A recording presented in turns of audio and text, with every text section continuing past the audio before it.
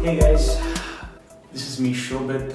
I am here with my very first vlog on photography and editing photos in Lightroom in general.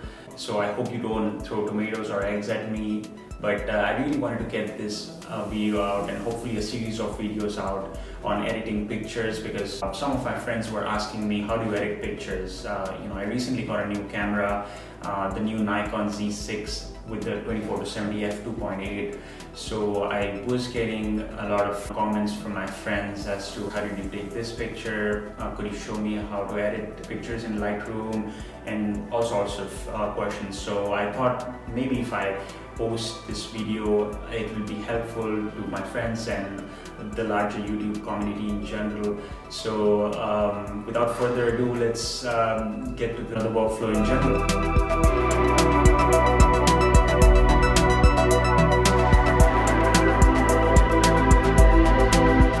Here's the picture. I took this picture in National Harbor near DC, and as you can see it was shot on ISO 100 on my 24-70 f2.8 with an f14 with a 30-second exposure, and I use the 10-stop ND filter from Breakthrough Photography to shoot this picture.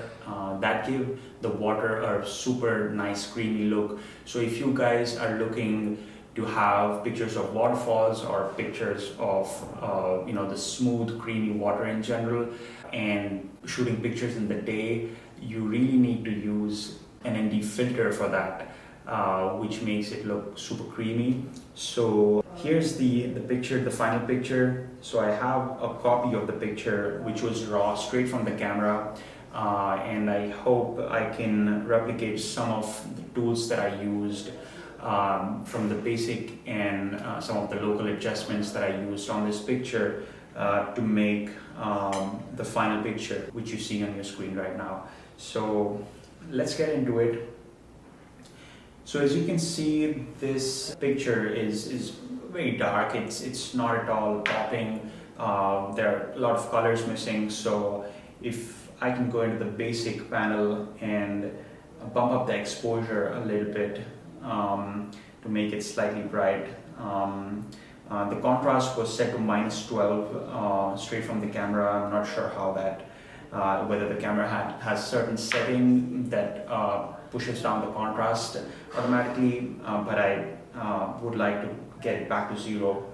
I usually also tend to get the highlights down because it recovers a lot of the clouds. So if you guys are looking to to recover the clouds, usually bump down the highlights. That'll help you a lot. And you can also see that the rocks are very dull. So there are a lot. They are very dark essentially. So if you can increase the shadows, you can already see there's a lot of the data recovered here. I'd also like to increase the whites and decrease the blacks. So essentially what I'm doing here is making the whites a lot more whiter and the blacks a lot more darker to have that full dynamic range used. So these exposure, highlights, shadows, and black and whites are the sort of the primary settings that I usually use in any picture. So just some basic adjustments to at least get the picture ready to edit essentially. I'd also like to increase the tint from what it was, the way that I had shot the picture. There was a lot of purple in the sky, so I'd like to get that up to 12, or maybe I'll even bump it a little further till 16. And the profile that I'd like to use is the Adobe Landscape.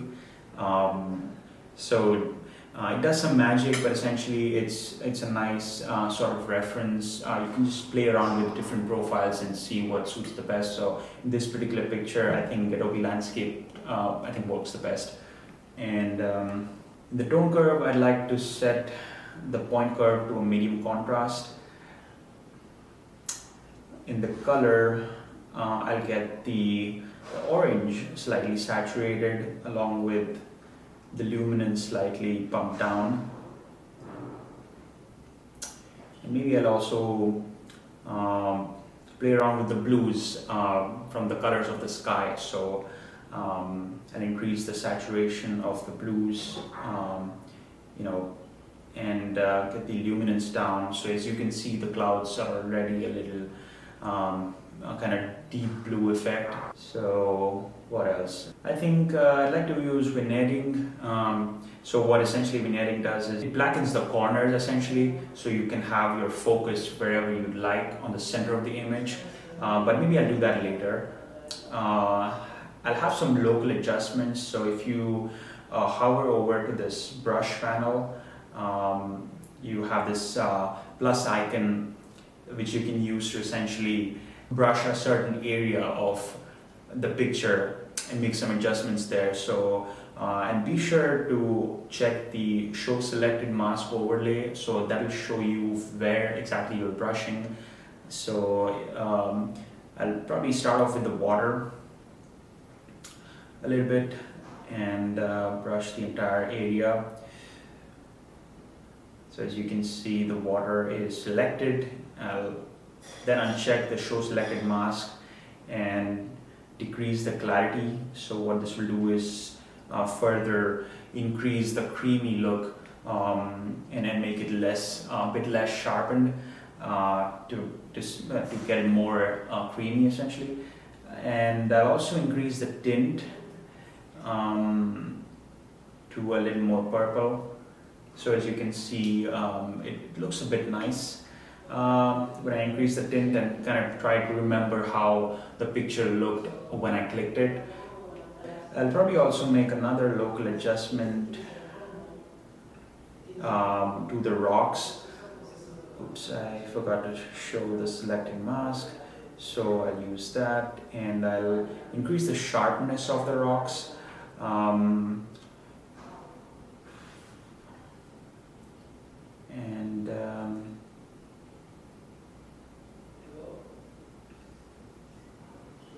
Probably I'll also use the tint here as well to make it a bit more purple.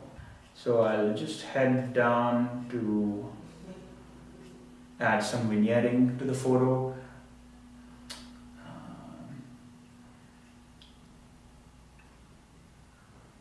So as you can see, you kind of focus where you'd like a person to see the primary portion of your image. Maybe I'll increase the exposure slightly. And in the final image, I also applied some tools, a small brush on the wheel and increase the sharpening of the wheel.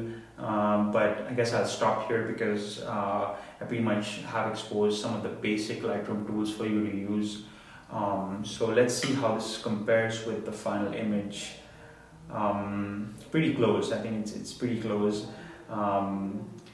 There's maybe something on the rocks or maybe something in the sky that I added, but this is pretty much different from what the image originally had. So as you can see, there's a huge difference, and the image already looks better. So that was it, guys. I hope you learned something from the video, and if you did, please like, comment, share and subscribe. And if you want more videos like this, feel free to comment on the video. And until then, happy editing, and I'll see you guys next time.